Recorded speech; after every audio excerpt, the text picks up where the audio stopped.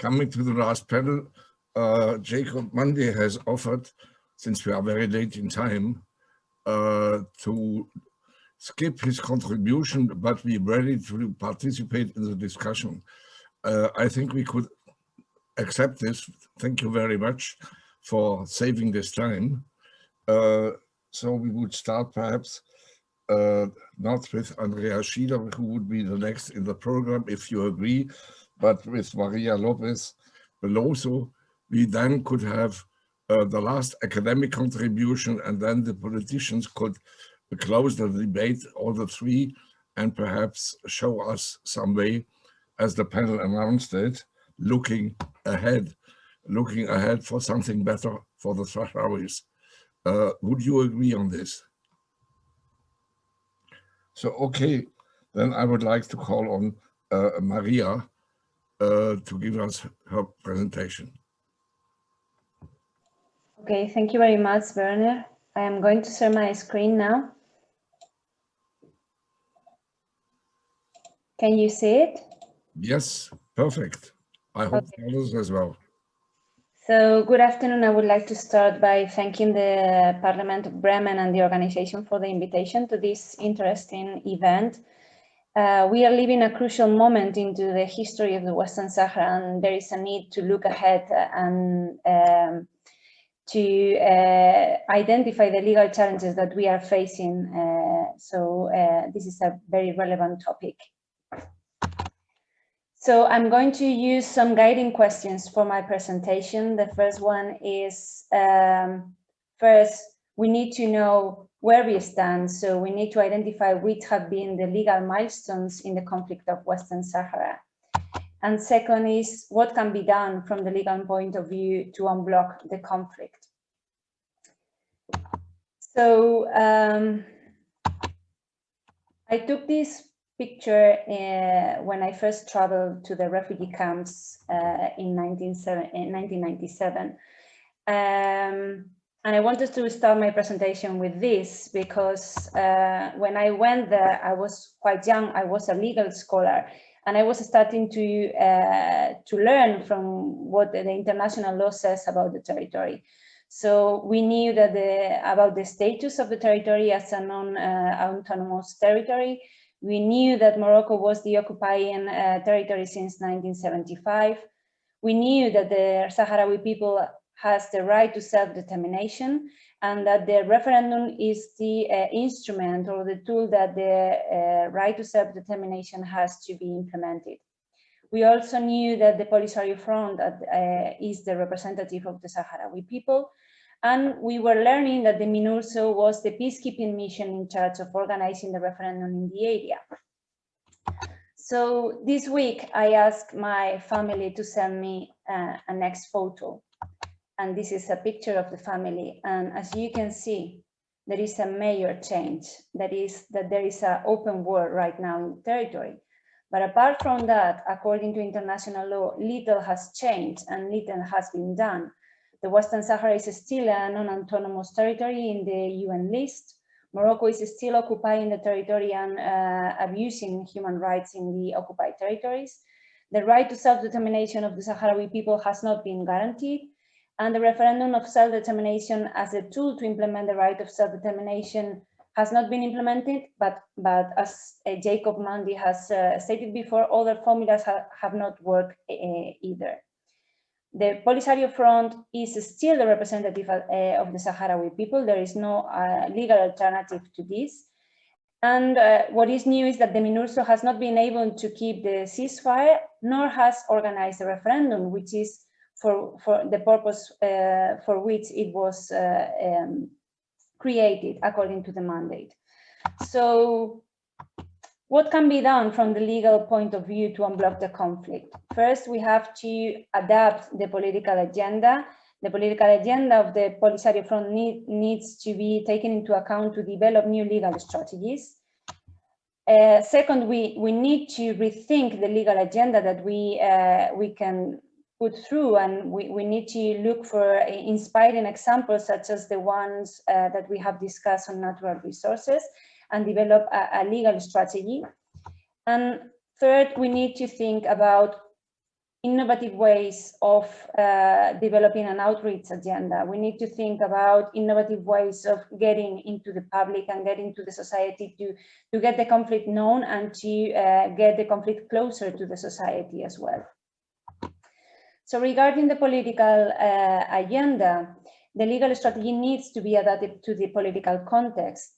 This does not mean that it has to be a reactive strategy, reacting to Morocco's own strategy and agenda, but aligned to the different actors and the different factors that impact international relations. We cannot fight a 21st century legal issue based on a 20th century strategy. The legal basis of the conflict are clear, but given the programmatic character of international law, innovative approaches are needed. These innovative approaches need to be led by the representative of the Sahrawi people, who is the POLISARIO front.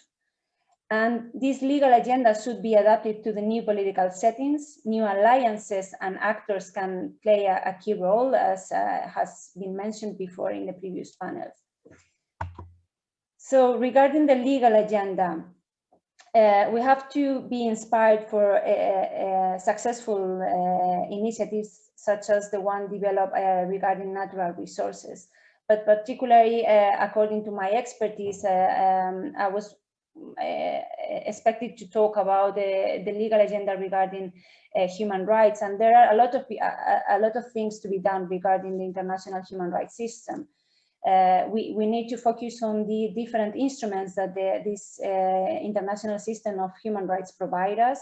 Not only the Human Rights Council, for example, with the Universal Periodic Review that up to date Morocco has applied 3 times, and in the first second that I reviewed in my thesis dissertation, issues regarding the Western Sahara were included. I have not reviewed the last periodic review.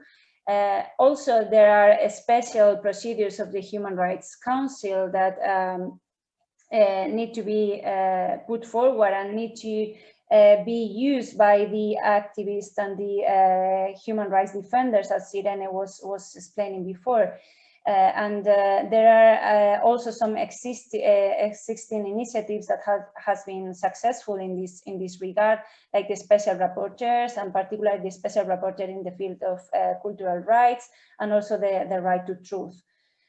We also have the treaty bodies, the bodies that are related to the existing human rights treaties that are in place and to which the different states have committed to. And here we have also successful experiences like the Committee Against Torture and the case of Namasfari, which has been a legal milestone and could be an inspiring source also for other cases.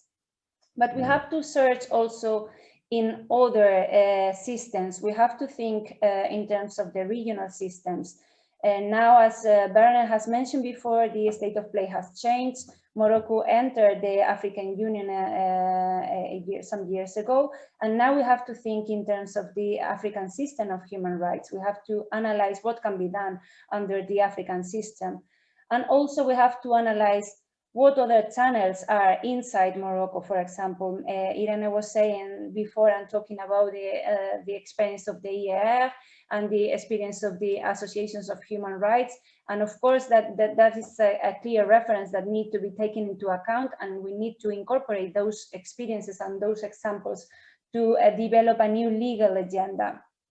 And also because we need to search also different strategies, and one of the strategies that is being discussed is how the internal system of Morocco is troubled. So we need also to search for this internal instrument that can be used to fight the strategies that Morocco is developing. And finally, sorry, I'm talking very quick because I know that we are run out of time. We need to think of innovative ways of communicating what we are doing to the society and to the public. We need to think in terms of how can we reach the public that is far from the academia and also far from the Sahrawi movement and the Sahrawi associations.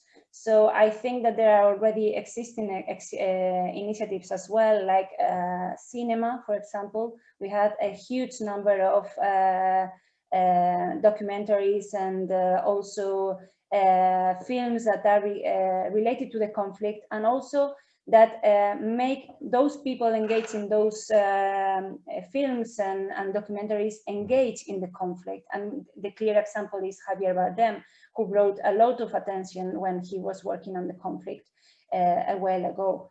We also have the art, and there is a clear link between art and human rights. And we have Artifariti, which is an international program that joins art and human rights, and we need to give a space to these new initiatives. And also we need to challenge ourselves. I mean, it's easy for us to meet in spaces like this and use our academic arguments, but how can we explain what we are doing to our colleagues that are not academic, for example? How can we explain what we are doing to our families? And for example, I took this challenge in a recent contest that was asking us to dance our PhD and transfer or translate our PhD into a dance choreography. You can find it in YouTube. We unfortunately we didn't win the contest, so we didn't have the opportunity to be showcased in the journal. But we were finalists, and we had over 2,000 visualizations in YouTube. So there is also new ways to open up new spaces and develop new strategies to look ahead and to find new solutions. And in my last slide is a coincidence, because I'm using the same picture that Jacob was using when we were starting this event a while ago. And I like it because it reminds us the role that academia and civil society plays to push and to trigger the development of international law. International law is always slow and always behind society and sometimes academia. But we need to remind international law, we need to remind international community that a right denied is a right denied. So thank you very much. Thank you very, very much, Maria. You have opened up, I think, our last panel with its program with a clear-cut list of reflections we have to do outside the points we have covered until now. And I think these cultural activities could help to mobilize even another public. Now let's look at our practicals, the politicians. I would like to call on Andreas Schieder. Andreas Schieder is member of the European Parliament.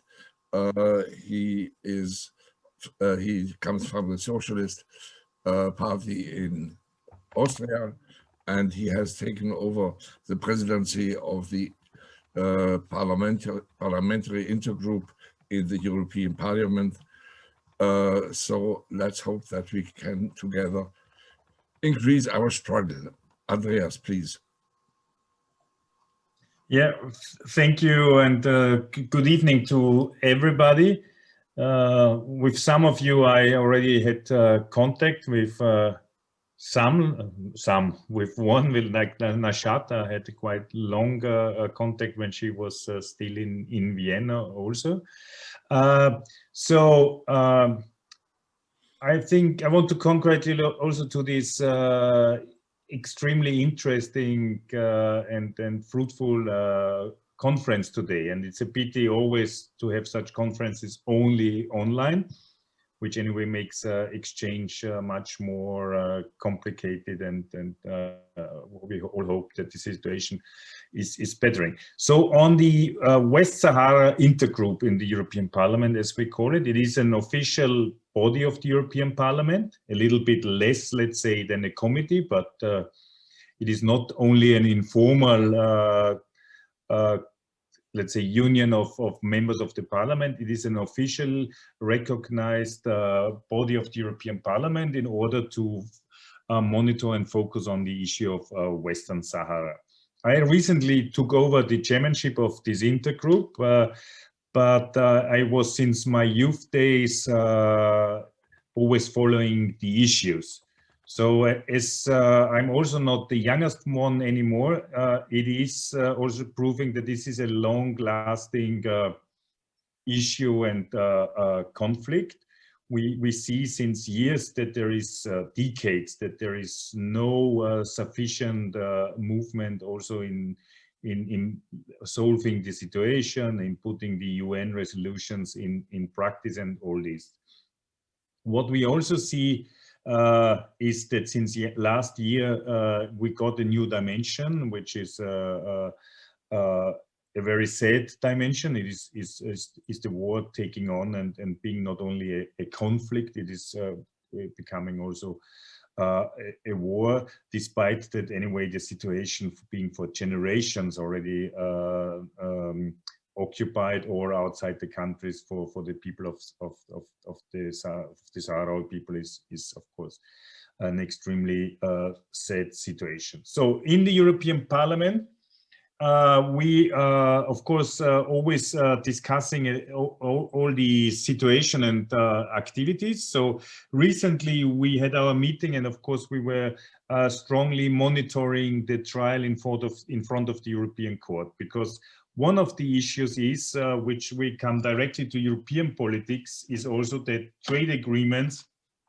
and fishery agreements and things like this, especially with the Kingdom of Morocco, always have an effect, as it is also sometimes, not sometimes, very often affecting the occupied territories. So therefore, there is also legal basis to fight for this issue, which in the last years, positive is maybe not the wrong word, but let's say it had a development in a situation where also the court is supportive to the issue of the Sahrawi people. Secondly, also I think it is quite worthwhile that also the European Court accepted that the Frente POLISARIO is the official representation of the Sahrawi people, because this is also important to underline.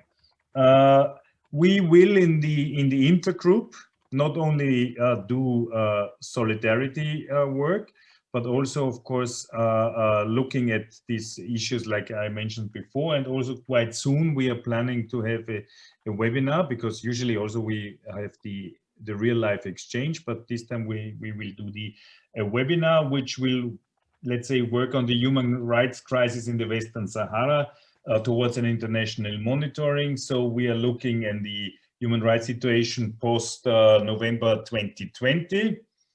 Especially also trying to have some human rights activists like Sultana Kaya, which is in house arrest, people from Amnesty International, human rights lawyers.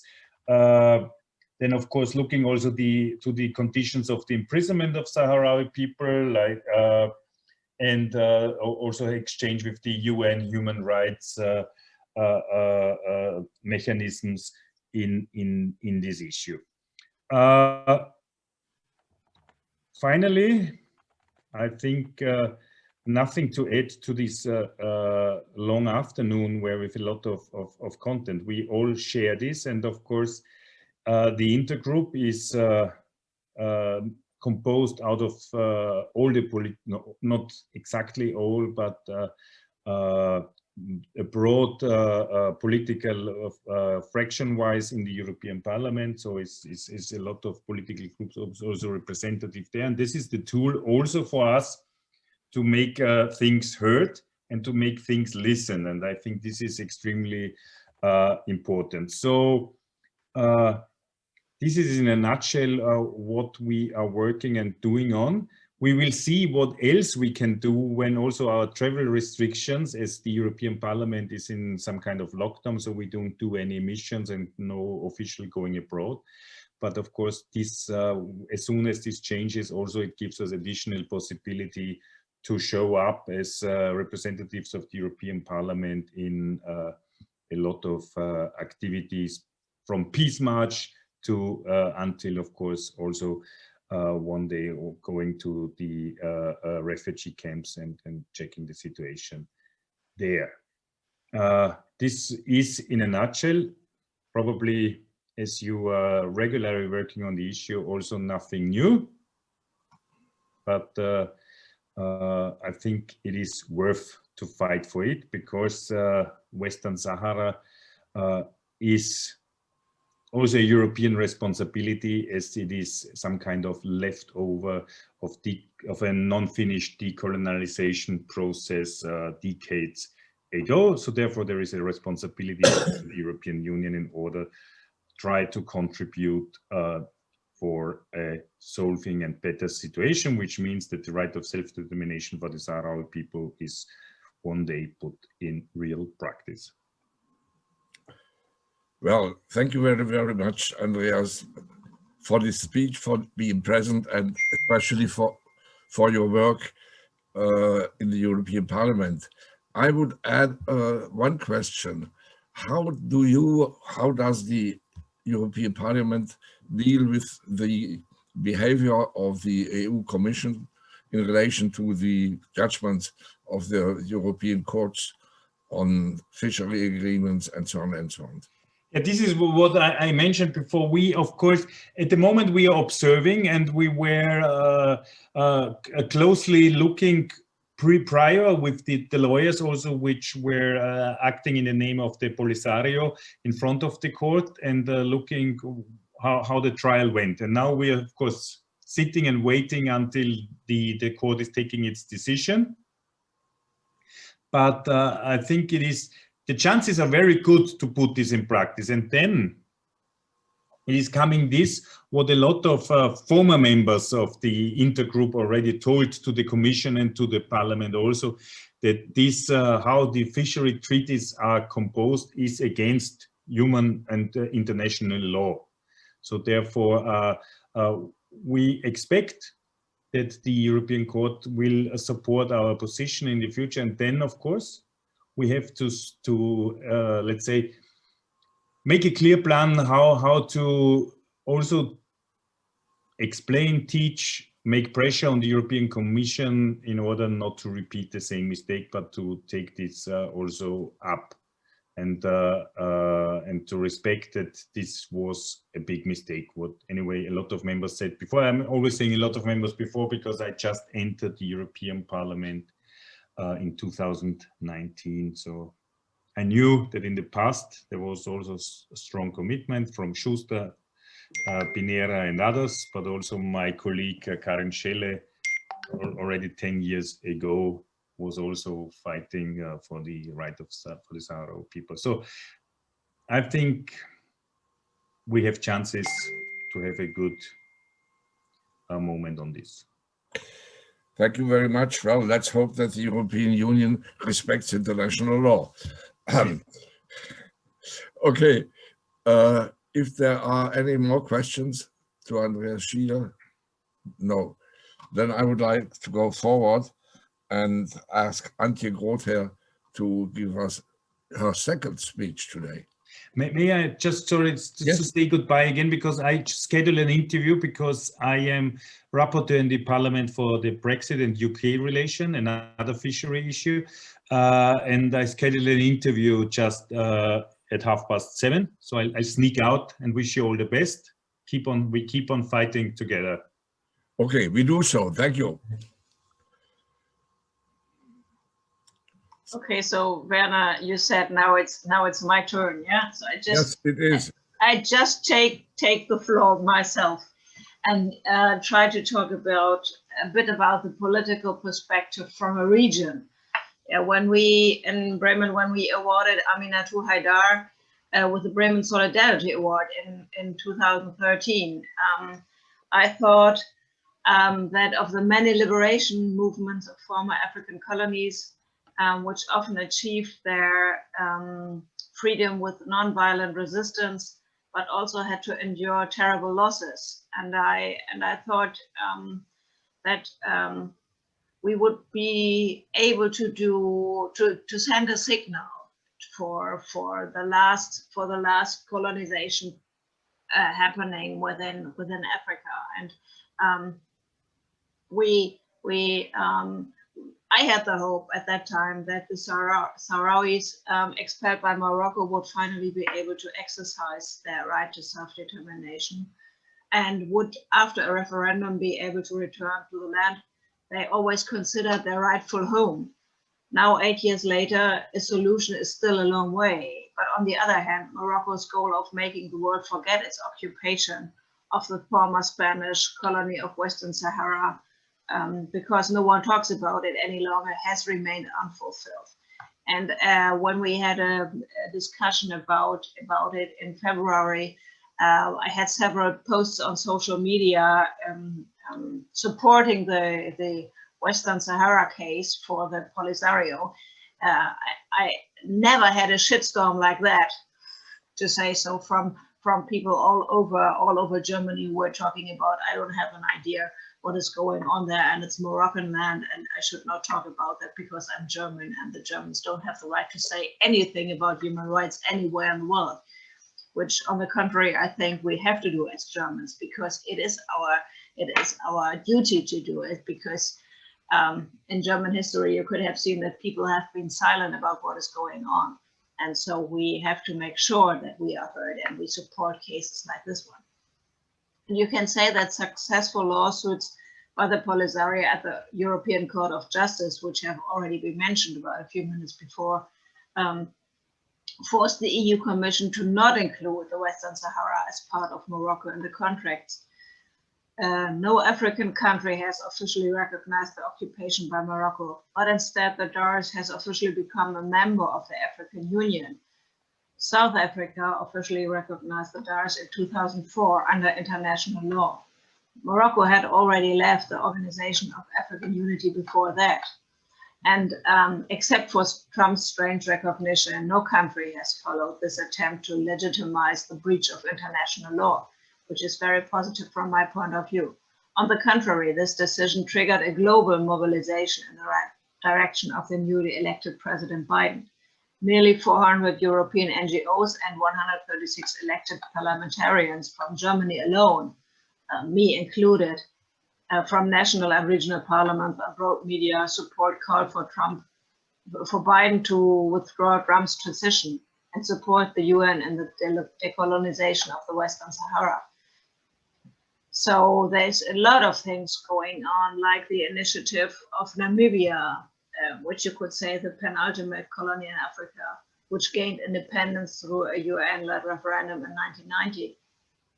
And South Africa, the Western Sahara Solidarity Conference of SADC's heads of states and governments took place in Pretoria in 2019.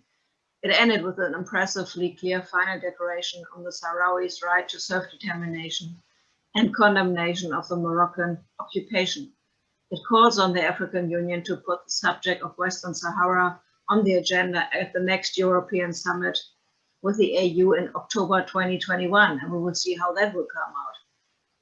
After Morocco returned to the AU in 2016, DARS succeeded in bringing about a resolution in March 2021 by the Committee for Peace and Security of the AU's heads of state against the strong resistance of Morocco. Among other things, it called on the United Nations Security Council to finally carry out the referendum process, to respect human rights in the occupied territories, and to review the permissibility of opening consulates of various African states there under international law.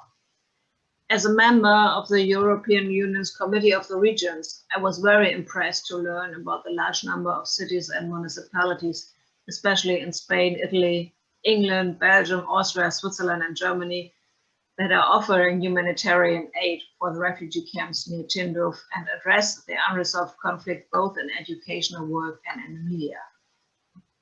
Meanwhile, there have been positive signals from other Bundesländer, as we call the regions in Germany, and also contacts to other state parliaments to get back to the problem more intensively.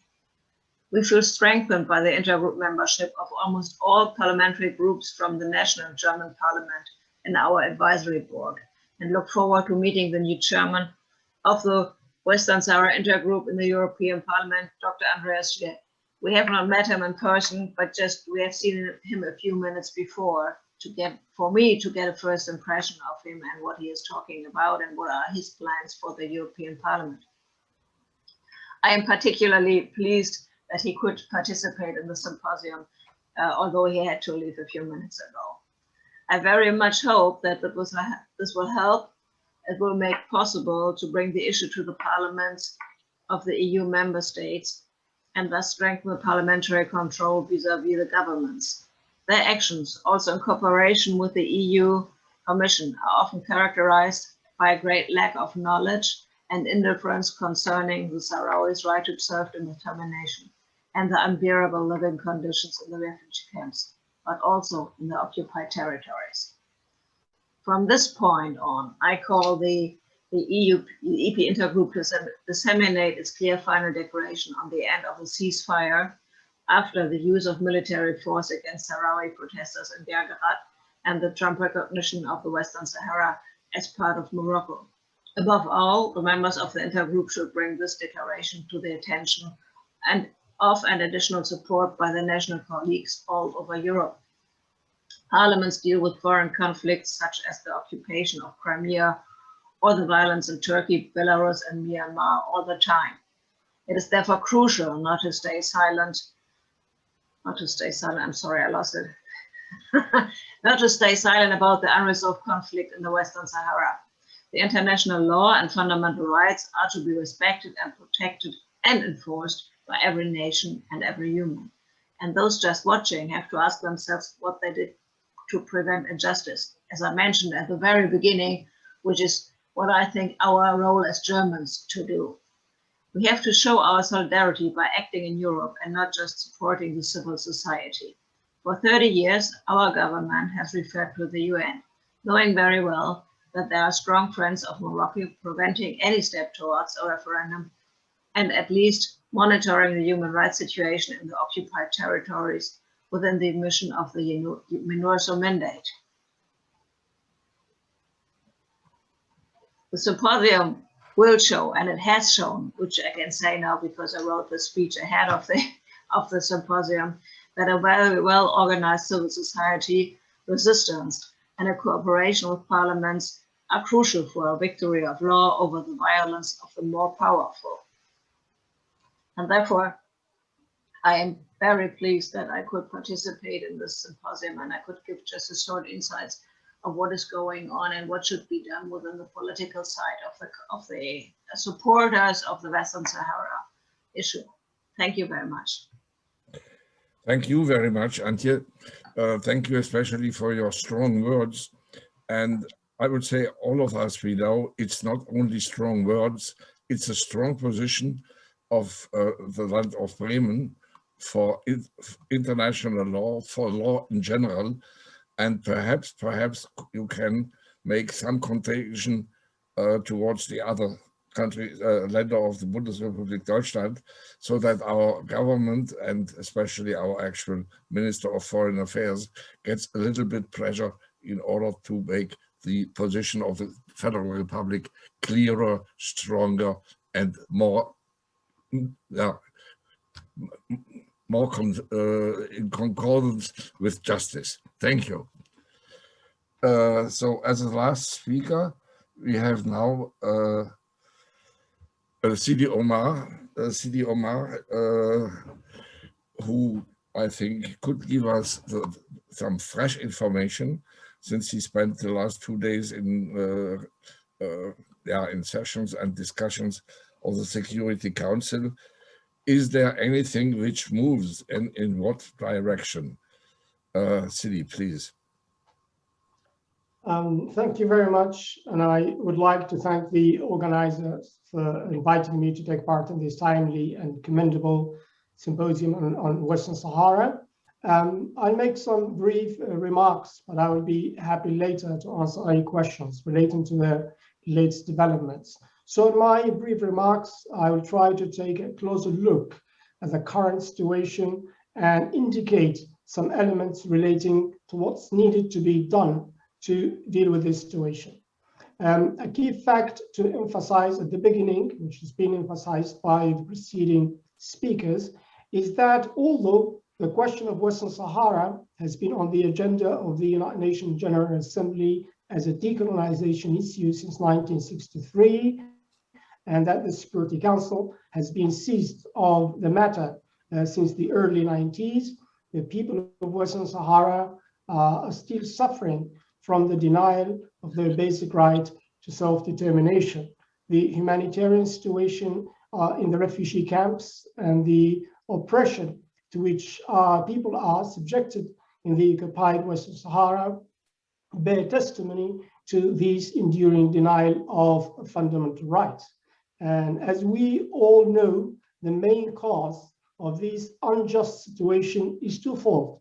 First, Morocco's occupation and annexation of the territory in 1975, and second, Morocco's continued frustration of all settlement proposals made by the United Nations to allow our people to exercise their right to self-determination, including the referendum-based settlement plan of 1991.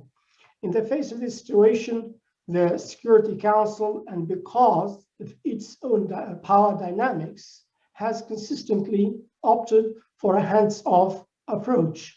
Over time, this attitude has emboldened Morocco to persist in its annexation policies, which aim first to legitimize its occupation through several acts of supposed sovereignty, including, as we have seen, the opening of the so-called phony consulates, the recognition made by the outgoing president of the United States last year, and second, to normalize by all means the annexation and make it a reversible fact through intensified settlement activities and by changing the administrative and demographic nature of the territory, among other things. However, aware of the fact that the international community cannot simply accept this fait accompli, Morocco has been seeking to achieve one main objective, for which it has mobilized tremendous political and diplomatic resources. That's to de-internationalize the question of Western Sahara. In other words, to strip that question from its international and UN-defined legal character and transform it into a domestic issue. It's as simple as that.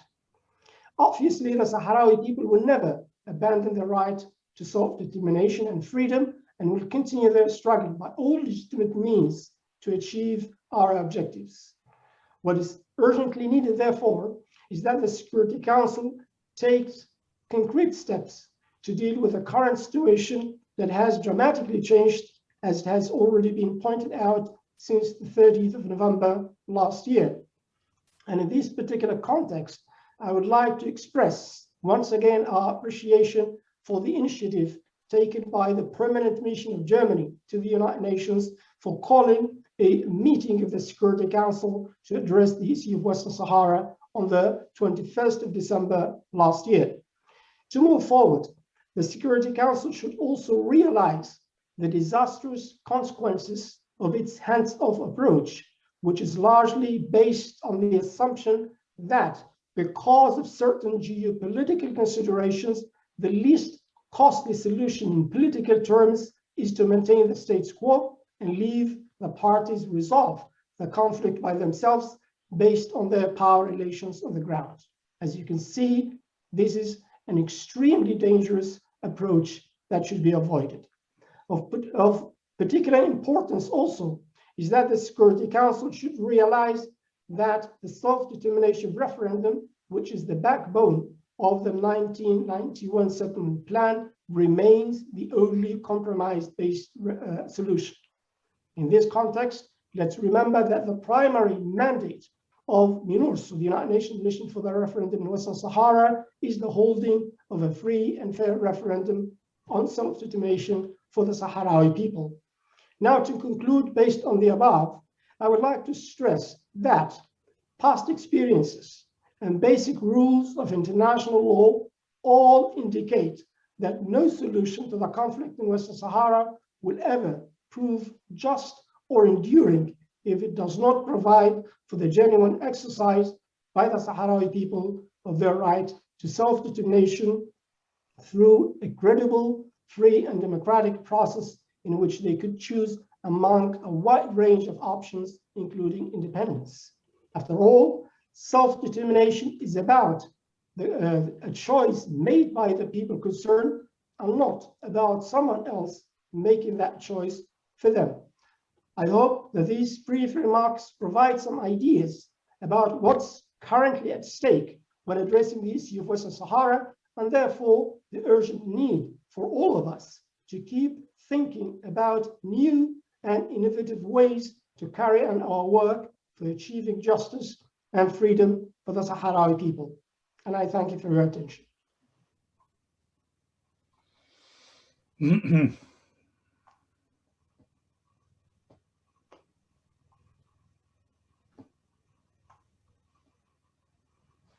Manfred, you are still muted. Werner, Werner, yes. Nico. Yes. Excuse me. Thank you, Sidi, for these clear and important remarks, because I think we must stay to international law. It is a civilizational element. It's a structural element of civilization. And you are absolutely right. The Security Council wouldn't do his duty if he would leave the things to the power relations on the ground. This cannot be. This is the way to anarchy.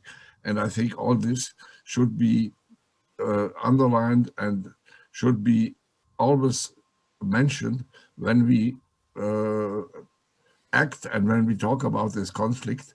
Thank you again for this purpose. Now, I must say I have got a lot of questions. They are, it seems to me, all of some importance. I just would mention them to you.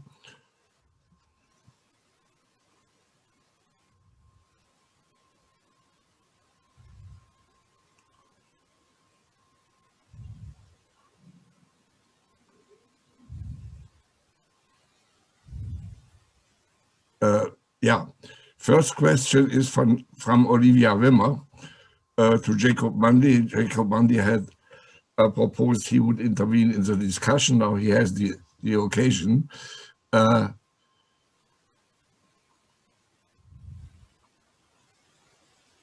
She asks, the POLISARIO, that you said, the POLISARIO could escalate armed force from tactical to strategical.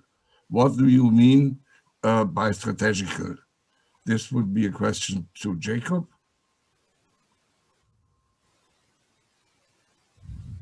So what was meant by an escalation of force from the tactical to the strategic, the idea being that currently POLISARIO's use of armed struggle is to emphasize the need to get back in a very serious way to a political process that will lead to self-determination. By strategic, I mean, and what was conveyed to me and my colleagues in the European Council on Foreign Relations, the idea that armed conflict could become an end in and of itself, that is that POLISARIO will seek a military solution to the question of Western Sahara, and that the political dimension will fade away. Given the Security Council's lack of response, MINURSO's lack of publicly reporting on what's going on, it's clear that the use of armed conflict has not lit a fire under the Security Council in the way that POLISARIO thought. And it seems that POLISARIO could decide that there effectively is no solution apart from military struggle. Although we have representatives of POLISARIO here who are perfectly capable of clarifying. Thank you very much. So there's another question which goes to Sidi, I think. What did the Security Council decide in its last meeting regarding Western Sahara? Is the UN at all able to bring the Western Sahara problem to a solution? Sidi, yeah. Yes, thank you very much for the question.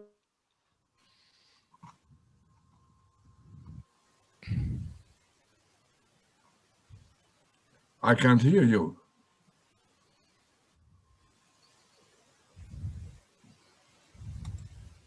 Sidi?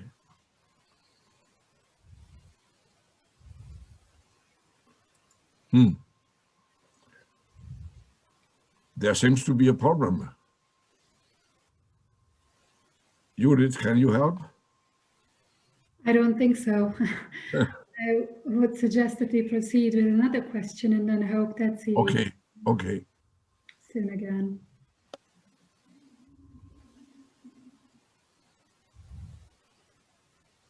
Well, this question is for Isabel.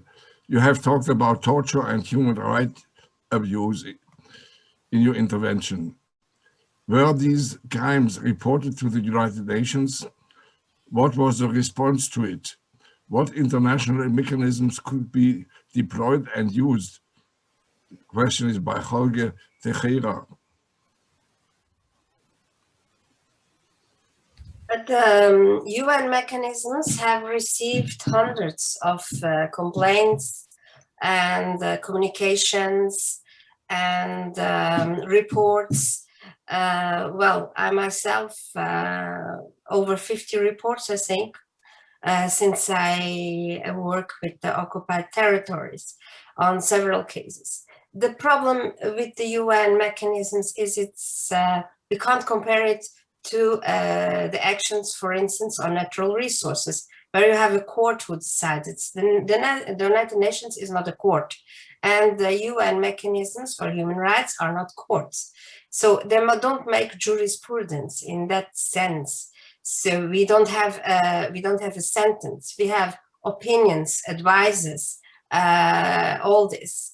The only mechanism that is a little bit more, a little bit stronger, and it could have more influence, is the Committee Against Torture, where several cases were presented.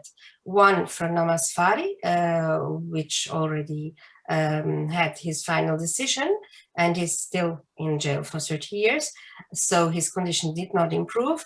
And the several cases that are ongoing that were presented by Maître Led, the lawyer of the remaining group of the Gdenizik prisoners. Several cases were presented to the working group of arbitrary detention, which only can admit advices. So it's an advice, it's a request, or it's an opinion, but it's never a decision in the sense of decision of a sentence. So you can't sentence Morocco for not complying. The only thing you can do is alerting them to it, like all our countries. Portugal in the last review had some remarks. Now he can respond or cannot respond, whatever. He can continue to do whatever they want to do. So it's not improving. What can be done is to join all these complaints and to demonstrate on another level what is happening in human rights and the human rights abuse violations that have been made. Many people ask me, why not the International Court? Western Sahara is not recognized as a state, and the International Court has its limitations. We had the Palestinians who had a special decision and were admitted to the International Court. But as we all know, the judges had several problems, and in fact, nothing happens also. Doesn't mean that we don't continue to present everything that we can, but it cannot be expected that it's the same outcome as in natural resources. So there are different backgrounds and it's a different framing. Let me put it like that. Thank you very much, Isabel. Even if this answer may be frustrating for the people who asked you, but this is unfortunately the situation, and we can only insist. Thank you. Werner, yeah. Would you allow me to add 2 sentences? Because have one more question, which I would answer, and perhaps you say your halfly closing remarks later. Yeah, I'm not going to give closing remarks. Okay, I so only go want ahead. to Go say ahead. the mechanism that mandate United Nations have 17 commissions for peacekeeping activities in the world. 16 of them have the mandate to pay attention to protect the human rights. The only one without such a mandate is MINURSO for the Western Sahara. Each and every attempt was blocked in the Security Council by France, the country of human rights, historically speaking. So that is to protect Morocco from being controlled in human rights in the occupied areas. This political activity has to be mentioned. Thank you very much, dear Günther. This is exactly the point which goes to the last questions, which is, I think, addressed to me. The question comes from Yusuf Butigert, and he says, do you think that France is the country who doesn't want to help to find a solution in the conflict? And he goes on, do you really think that France is the big problem in the Sahara situation? Yes, I think. I really think. And you know, it has to do with some, well, theory, philosophy of states, stability. What is stability? What is stability of a country in which the social contrast, the social problems are so as in Morocco? Is that stable? But for France, I think the conception of stability is the whole West Africa is its former colony, from Mauritania to Sahel, including Cameroon, and so on and so on. And stability is maintaining them. Look at the war in Mali. This is a war which concerns the whole Sahel, while 5 Sahel states, the so-called 5, from Mauritania over Central Africa, Mali, Niger till Chad, are together to fight terrorism. Is that terrorism? Do they really kill people just because they have a religion? No. It is poverty, and who has a gun and who can be violent, he can exert power. And this policy of France is, to me, really counterproductive. And to come back to Günther's remarks, the country which invented the human rights is doing a policy which is 100% contrary to human rights. That's the problem, and that's the problem of Europe, where France has over many, many years, tens of years, determined EU-African policy. Thank you. So I would like to close this debate, and I would like to hand it over. No. Don't forget Sidi Omar, who is back. Yes. Not crisis. Sorry, Regina. Sidi Omar is back. His Yes, question needs to be answered. He is back. That's fine. Okay, Sidi, please. Did you hear the question, or should I repeat it? I heard a question about the Security Council latest meeting, right? I'll be very brief, and I'm sorry for the unreliable technology. But I was commenting briefly on the question put to our friend Jacob about the war or armed struggle as a strategic option for the POLISARIO. And I was saying that the armed struggle has never been an end in itself for the Sahrawi people, but a means that we were imposed on us in 1975 when Morocco occupied our land. And then we laid down our arms for 30 years, believing in the UN and its possibility to bring peace to us. On the 30th of November 2020, it was Morocco again who imposed on us to take up arms again. So I just want to make it very clear that we are for a peaceful solution to this conflict. We have invested a lot, 30 years, in peace, but unfortunately that peace has not been materialized because Morocco's attack on us on the 30th of November. So that's just a comment on the previous question. The latest session of the Security Council has not produced anything, business as usual. And we expressed our disappointment because things have dramatically changed since November last year. But it seems that the Security Council still thinks that nothing has happened. And that's unfortunate.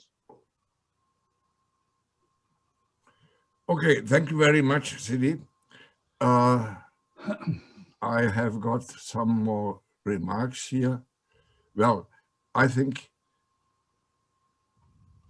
we can now close this panel, and I would like to thank you all for having participated. And I think we have not solved the problem, but we can come closer, even if it is that we have more strength and more courage to approach this question. And with this, I would hand the floor over to Manfred, who wanted to make some closing remarks.